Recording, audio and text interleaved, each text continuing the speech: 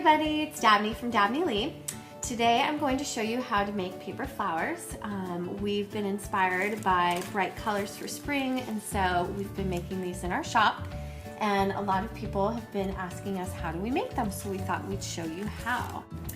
So to get started, you're going to need a few things. You need crepe paper, some good scissors. I like these fringe scissors that Martha Stewart sells, and they create little fringe like this.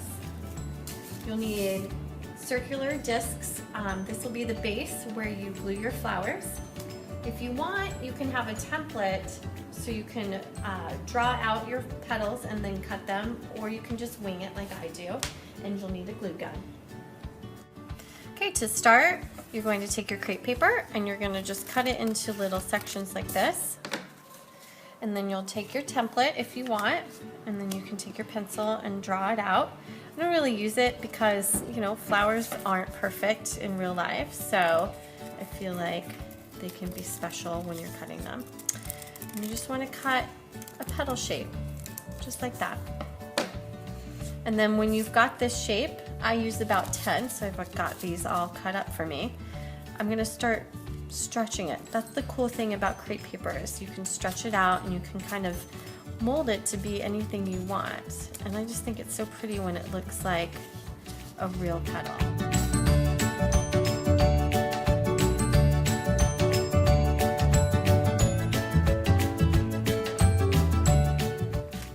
So here's a tip when cutting your crepe paper.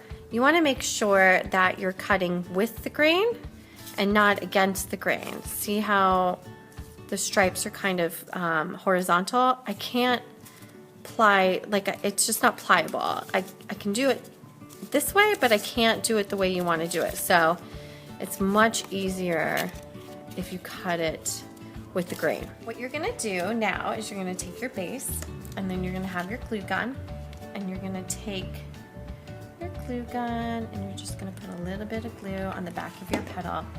And basically you're going to start on the outside of your rim here. You're going to glue that down, and you're going to keep going around and around and around. You're basically just layering them. And be careful because crepe paper is pretty thin and the glue is pretty hot. It doesn't have to be perfect, because what's going to happen is we're going to put a center in, so no one's really going to be able to see, you know, if they don't overlap perfectly.